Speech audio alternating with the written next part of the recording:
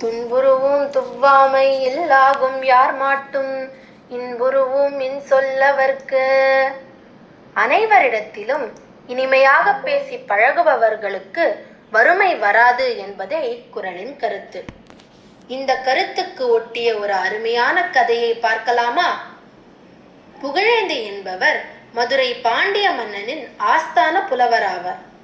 பெயருக்கேற்ப புகழுக்குரிய நற்பண்புகளை உடையவர். வெட்டி பாடுவதில் புலமை பெற்றவர். பாண்டிய மன்னன் தனது மகளுக்கு குலோத்துங்க சோழனை திருமணம் செய்து வைத்தான். அவளுடன் புகழேந்தி புலவரையும் சீதனமாக அனுப்பினான்.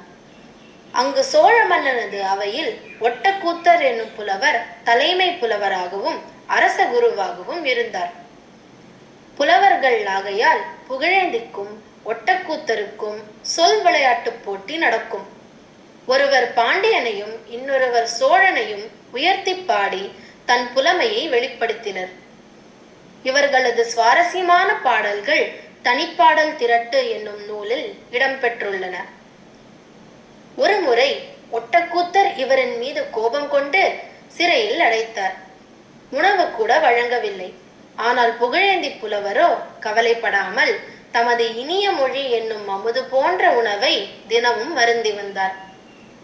சிறையிலும் பல இனிய பாடல்களை இயற்றி அருகில் இருந்தவர்களுக்கு பாடி இன்புறச் செய்தார். பவழக்கொடி மாலை, அல்லி அரசாணி மாலை போன்றவை இவரின் நூல்கள். நளவெண்பா என்பது புகழேந்தி புலவருடைய சிறப்பான படைப்பு. இவரின் பெருந்தன்மையான இனிய பண்பை நாளடைவில் உணர்ந்து ஒட்டக்கூத்தரும் பகைமையை நீக்கினார்.